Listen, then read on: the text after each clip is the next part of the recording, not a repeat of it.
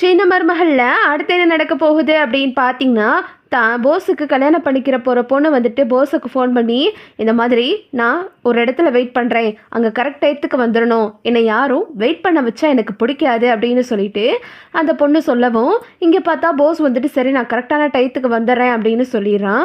அப்புறம் பார்த்தா போஸ் வந்துட்டு இங்கே ஈஸ்வரி வந்து போஸ் கையில் வந்து நகையை கொடுத்து, போஸு அவ பெரிய இடத்து பொண்ணு, ஒரு பொண்ணை பார்க்க போகிறதா இருந்தால் நம்ம கையில் ஏதாவது கொடுத்தா தான் அவள் வந்து கொஞ்சமாவது உன் மேலே வந்து ஆசைப்படுவா. அதனால அந்த நெக்லஸை வித்துட்டு ஒரு வைர மோதிரமா வாங்கிட்டு அவகிட்ட கொண்டு போய் கொடு அப்படின்னு சொல்லவும், போஸ் வந்துட்டு நகை கடைக்கு போயிட்டு வைர மோதிரத்தை வாங்கிட்டு போகிறான். அதுக்குள்ள அந்த காவிய நந்தினி அங்கே வந்துட்டு வெயிட் பண்ணுறாங்க. நமக்கு வெயிட் பண்ணுறதுனாலே பிடிக்காதுன்னு சொன்னோமே அப்படின்னு சொல்லிட்டு அந்த காவியா நந்தினி ரொம்ப திமிரா வந்துட்டு காரை திறந்து திரும்பவும் காரில் ஏறி திரும்பவும் வீட்டுக்கு போகல கரெக்டாக போஸ் வரவும், காவியா என்ன காவியா எதுக்கு போகிறீங்க அப்படின்னு கேட்குறான். உடனே அந்த பொண்ணு வந்துட்டு போஸ் சப்புன்னு பலாரிலே ரோட்டில் அத்தனை பேர் முன்னாடியே வச்சுட்டு அரைஞ்சிடுறாங்க. உடனே இதை பார்த்துட்டு போஸ் அப்படியே கோப்படுறான். அப்படியே கன்னத்தில் கை வச்சுட்டு ஷாக்காக பார்க்குறான். என்ன இவ டக்குன்னு கை நீட்டிட்டா அப்படின்னு சொல்லிட்டு, அப்புறம் எனக்கு தான் நான் சொன்னேன்ல சீக்கிரமாக வரணும், என்னை வெயிட் பண்ண வச்சா பிடிக்காதுன்னு சொன்னேன்ல அப்படின்னு சொல்லிட்டு அந்த காவியை ரொம்ப திமிரா பேசவும், ஒன்றும் இல்லை எனக்கு கொஞ்சம் வேலை இருந்துச்சு, இங்கே பாரு நான் உனக்காக வைர மோதிரம் வாங்குறதுக்காகத்தான் கடைக்கு போயிருந்தேன், அதுக்காக தான் லேட் ஆயிடுச்சு அப்படின்னு சொல்லவும், அதுக்கு காவியா நந்தினி அந்த பொண்ணு சொல்லுது, நீ என்ன வேணா வாங்கப்போ, நான் சொன்ன டயத்துக்கு கரெக்டாக இருக்கணும், என்னை யாரும் வெயிட் பண்ண வைக்கக்கூடாது, இதுதான் ஃபர்ஸ்ட் அண்ட் லாஸ்ட்டு அப்படின்னு சொல்லிட்டு அந்த பொண்ணு கோவப்பட்டு பேசவும், சரி சரி என்னை மன்னிச்சுக்கோ சாரி அப்படின்னு சொல்லிட்டு அப்படியே போஸ் அந்த பொண்ணுக்கு தக்கன பேசிட்டு ஒரு ரெஸ்டாரண்ட்டுக்கு கூட்டிகிட்டு போகிறாங்க. ரெண்டு பேரும் போயிட்டு உட்காந்து பேசிக்கிட்டு இருக்காங்க. உடனே அந்த பொண்ணு சொல்லுது, நான் டக்குன்னு கை நீட்டிட்டேன், எனக்கு கோவம் அப்படித்தான் வரும், என்னை வெயிட் பண்ண வச்சா கண்ணு முக்கு தெரியாமல் கோவம் வரும், அதனால தான் நான் அப்படி பண்ணிட்டேன், எதுவும் நினச்சிக்கிறாதீங்க, அடுத்த தடவையாவது நீங்கள் என்னை பார்க்கும்போது கரெக்ட் டயத்துக்கு வாங்க அப்படின்னு சொல்லிட்டு போஸ்கிட்ட சொல்லவும், சரி இங்கே பாரு உனக்கு மோதிரம் வாங்கிட்டு வந்திருக்கேன், இது பிடிச்சிருக்கா அப்படின்னு கேட்குறாங்க. உடனே அந்த பொண்ணு திமிரா வந்துட்டு, இதெல்லாம் என்கிட்ட நிறைய இருக்குது, இருந்தாலும் நீங்கள் வாங்கிட்டு வந்ததுக்காக நான் வச்சுக்கிறேன் அப்படின்னு சொல்லிட்டு அந்த மோதிரத்தை கையில் கூட போடாமல் பக்கத்தில் வாங்கி வச்சிடறா.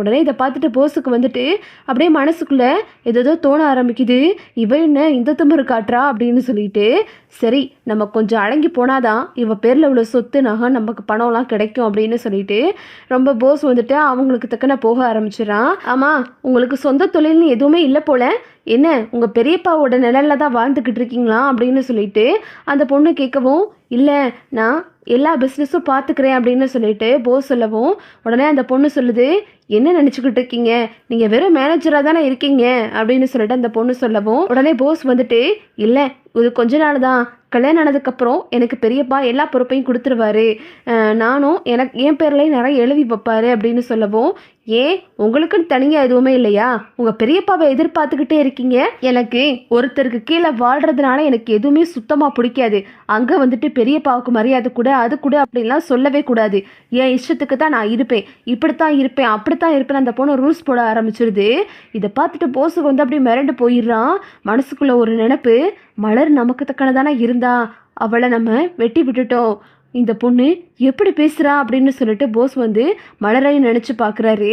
அப்புறம் பார்த்தா, சரி நான் அடுத்த தடவை மீட் பண்ணும்போது உங்களை கூப்பிட்றேன், என்னை பற்றி சொல்கிறதுக்காகத்தான் நான் உங்களை கூப்பிட்டேன் அப்படின்னு சொல்லிட்டு அந்த பொண்ணு சொல்லிட்டு காரில் ஏறி போயிடுது. அப்புறம் பார்த்தா வீட்டுக்கு வந்துட்டு போஸ் வந்துக்கிட்டு இருக்கான். அப்புறம் இங்கிட்டு பார்த்தா தமிழ் காலேஜிலேருந்து இங்கே ராஜாங்கத்தை பார்க்கறதுக்காக வராங்க. வாங்க வாங்க மேடம், எப்படி இருக்கீங்க, நல்லா இருக்கீங்களா, உங்கள் காலேஜில் உள்ள மாணவர்கள்லாம் நல்லா படிக்கிறாங்களா, தேர்வுகள்லாம் எப்படி போயிருக்கு, யாரெல்லாம் எப்படி எழுதியிருக்காங்க அப்படின்னு சொல்லிட்டு ராஜாங்க கேட்கவும், அது விஷயமா தான் சார் நாங்கள் உங்களை பார்க்க வந்தோம், இந்த தடவை செமஸ்டர் எக்ஸாம் நடந்து முடிஞ்சிச்சு, அதில் முதலிடம் பிடிச்சது தமிழ்ச்செல்வி தான், உங்கள் மருமக தமிழ்ச்செல்வி தான் இந்த தடவை செமஸ்டரில் இடம் பிடிச்சிருக்காங்க, நீங்கள் சொன்னீங்கல்ல இந்த தடவை யார் முதலிடம் பிடிக்காங்களோ அவங்களுக்கு அடுத்த செமஸ்டர் ஃபீஸை நானே கட்டுறேன்னு சொல்லியிருந்தீங்க, அது விஷயமாக தான் பார்க்க வந்தேன் அப்படின்னு சொல்லவும், கண்டிப்பாக நான் கட்டுறேன் அப்படின்னு சொல்லிட்டு ராஜாங்கமும் சொல்கிறாரு. இதை கேட்டுட்டு சாவித்திரி அப்படியே அதிர்ச்சியாக நிற்கிது, என்ன இவ முதலிடம் பிடிச்சிருக்காளா அப்படின்னு சொல்லிட்டு தமிழோட காலேஜ் மேம் சொல்கிறாங்க, சார் நாளைக்கு இதுக்கான ஃபங்க்ஷனை நம்ம அரேஞ்ச் பண்ணியிருக்கோம், நீங்கள் தயவு செஞ்சு வந்துடுங்க அப்படின்னு சொல்லவும், சரி நீங்கள் ஏற்பாடை பண்ணுங்கள், நான் கண்டிப்பாக நாளைக்கு வந்துடுறேன், எந்த நேரம்னு மட்டும் சொல்லிடுங்க அப்படின்னு சொல்கிறாங்க. சரிங்க சார் அப்படின்னு சொல்லிட்டு இங்கே வந்துட்டு அவங்களாம் சொல்கிறாங்க. வெளியே வரும்போது சேது வராரு. வாங்க மேடம், என்ன திடீர்னு வந்திருக்கீங்க அப்படின்னு சேது கேட்கவும், உடனே வந்துட்டு அவங்க சொல்கிறாங்க, உங்களுக்கு விஷயம் தெரியாதா, உங்கள் மனைவி தமிழ்ச்செல்வி தான் இந்த செமஸ்டரில் முதலிடம் பிடிச்சிருக்காங்க. அவங்களுக்கு உங்கள் அப்பா இந்த மாதிரி அடுத்த செமஸ்டர் ஃபீஸை கட்டுறதா சொல்லியிருக்காரு. தமிழ்ச்செல்வி இருக்கிற இடத்துல யார் முதலிடம் பிடிச்சாலும் அவங்களுக்கு கட்டுவார். இந்த தடவை தமிழ்ச்செல்வி இப்படி முதலிடம் வந்திருக்கிறதுனால தமிழ்ச்செல்விக்கு தான் அவங்களோட ஸ்காலர்ஷிப் போகுது அப்படின்னு சொல்லவும், அப்படியா அப்படின்னு சொல்லிட்டு சேது ரொம்ப சந்தோஷப்படுறாரு.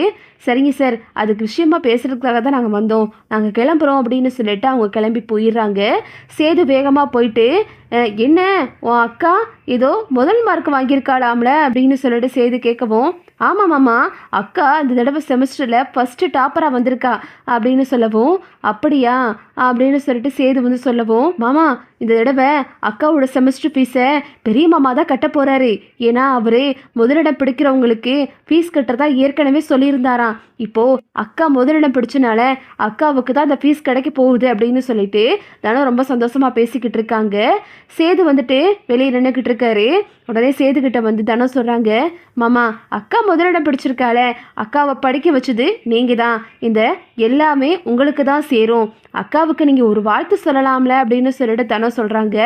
உடனே சேது வந்துட்டு, சரி சரி நான் உனக்காக சொல்கிறேன் அப்படின்னு சேது வந்து தமிழ்கிட்ட போயிட்டு, வாழ்த்துக்கள், நீ இதே மாதிரி நல்லா படிக்கணும் அப்படின்னு சொல்லிட்டு சேது வந்து தமிழை சொல்கிறாரு.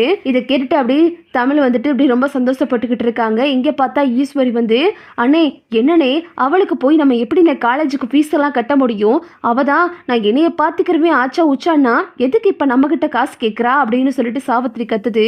உடனே அப்பத்தா வந்து, அடியே அவள் ஒன்றும் காசு கேட்கல, ராஜாங்கம் தானே இந்த மாதிரி ஃபீஸ் கட்டுறதா சொல்லியிருந்தான், அதனால் அந்த இடத்துல தமிழ்ச்செல்வி முதலிடம் பிடிச்சா அப்போ அவளுக்கு தானே கட்ட முடியும் அப்படின்னு சொல்லிட்டு அப்பத்தா சொல்கிறாங்க. என்னமோ போமா அப்படின்னு சொல்லிட்டு இங்கிட்ட சாவித்திரி போயிடுது. அப்புறம் பார்த்தா அங்கிட்ட போஸ் வர்றான். என்ன போஸு, நீ பேசினியா அந்த பொண்ணை பார்த்து, அந்த பொண்ணு என்ன சொன்னா அப்படின்னு சொல்லும்போது, அம்மா ஏம்மா கேட்குற, அந்த பொண்ணு சீக்கிரமாக என்னை வர சொன்னுச்சு, என்னை யாரும் காக்க வைக்கக்கூடாது, எனக்கு வெயிட் பண்ணுறதுனால பிடிக்காதுன்னு சொன்னுச்சு, ஆனால் நான் போக கொஞ்சம் லேட் ஆயிடுச்சுமா, அந்த பொண்ணு என்ன ரோடுன்னு கூட பார்க்காம எல்லாரும் மத்தியிலையும் வச்சு என்னை அடிச்சிருச்சு அப்படின்னு சொல்லும்போது, என்ன போஸ் சொல்கிற, அடிச்சிட்டாளா அவ அப்படின்னு சொல்லிட்டு ஈஸ்வரி ஷாக் ஆகுது.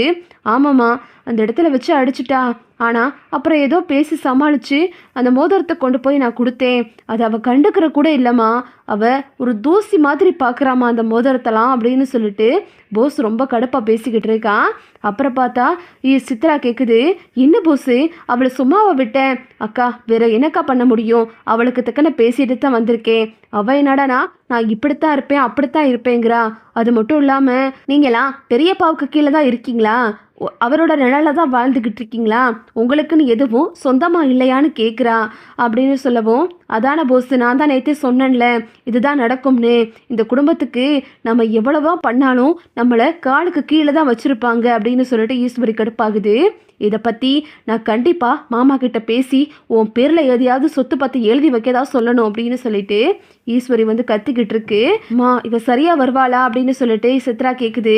அதெல்லாம் சரியாக வந்துடுவாடி, எங்கிட்ட போயிட போகிறா, இங்கே தானே இருக்கா, நம்ம வழிக்கு கொண்டு வந்துடுவோம் அப்படின்னு சொல்லிட்டு ஈஸ்வரி சொல்லிக்கிட்டு இருக்கு. இதுதான் அடுத்தடுத்து நடக்க போகுது.